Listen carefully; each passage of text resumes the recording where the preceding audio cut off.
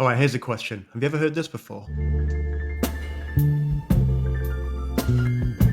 Chances are you probably have.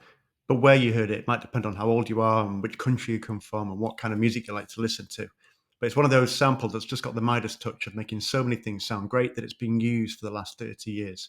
I want to look at where it came from, who used it first, and then I'm going to try myself to see if it really does make everything sound amazing. So the original sample comes from Isaac Hayes. Now, Isaac Hayes had kind of three periods in his life. One where he was the chef on South Park and did that stupid chocolate salty ball song. The first one was in the 1960s when he was like a massive hitmaker for Sam and Dave and Carla Thomas. He wrote B-A-B-Y, he wrote Hold On I'm Coming, he wrote If Something Is Wrong With My Baby, just a whole bunch of hits. But then the most interesting period is in the 1970s where he was recording this sort of prog soul, massive double album, huge emotional range of the stuff he was making. The gatefold sleeve of the record that this comes from, Black Moses, folds out into Isaac Hayes stood in this kind of biblical pose, wearing this biblical hood. It'll be on the screen now, I bet. Amazingly produced soul tracks. And this is one of them. So this is Ike's Rap 2, where he's really just having a conversation all about love and how he doesn't think he can fall in love, maybe because he never knew his mum and dad. His mum died when he was young and his dad left, raised by his grandparents. It's really like introspective stuff.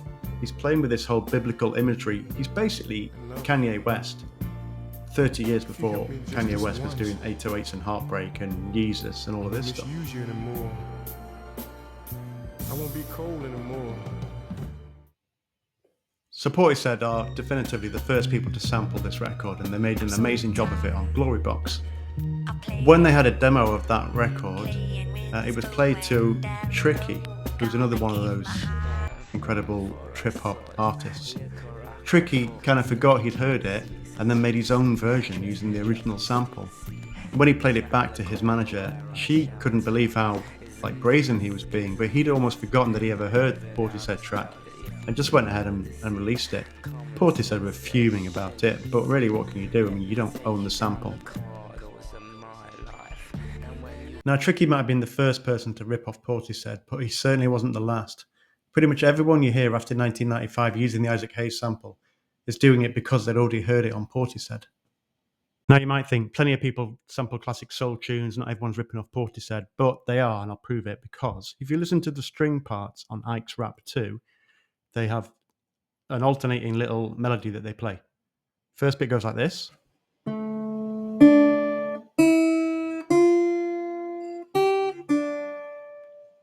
Second bit goes like this.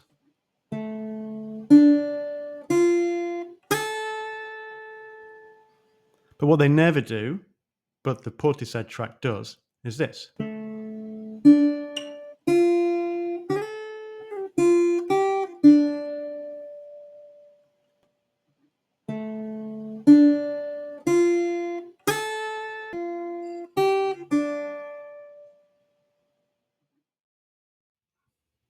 After that, the sample mainly gets picked up by hip-hop groups for a while. This is the master thesis, underneath the deepness. Come to myclub.net where you can read this. Run a plot on the map. Got locked up, it was a whole different story. Screaming and yelling, hey yo, come in, shorty. Totally disrespect. With microphone Merlin, modern day renaissance man. Watch the whirlwind, back spinning all. Then around the 2010s, it starts getting picked up, I guess, as part of a retro wave, looking back on trip-hop. So Maverick Sabre used it for a pretty big hit. Snoh Aalegra, Alicia Cara had a song called Here, where she just whined about having to go to parties. Sorry, I'm in my mid-40s, I'd love to go to a party. But anyway, that's off the point. And even to this day, so 2025, a German singer called Jolla, who was starting to get some traction online with something she put up on TikTok. She wanted to work with another German producer called Crow. She put out her original track. They wanted to do a remix together. So who does Crow look to for the sample? All reliable, Isaac Hayes. And the result is probably one of my favorite uses of the sample.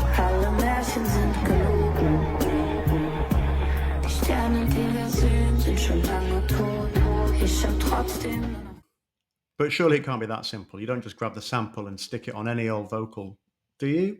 Well, I thought I'd have a go. So I picked up the sample, dropped it into Koala, which is a sampler that I use, and then I've put a couple of different vocals. I was just thinking of things that are around that speed and that are kind of sad sounding. I've got a 7-year-old daughter, so I've heard the K-pop Demon Hunters soundtrack about 1,000 times, and one of the tracks of that is called Free.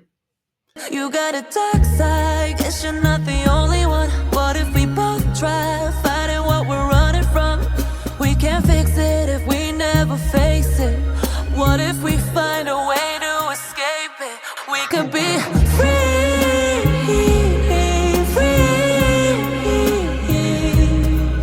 We can't fix it. And then there's been a big, where I'm originally from, Manchester, there's a little band called Oasis. Heard of them?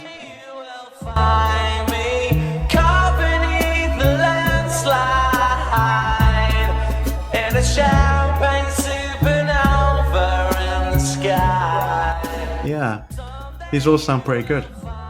So maybe it's just the magic of Isaac Hayes. He was such a great musician by the 70s, and he just released an all-time banger. Try it yourself. I'll leave the source file in the comments. You can drop any old rubbish over it and it'll be an instant smash hit, guaranteed. Maybe.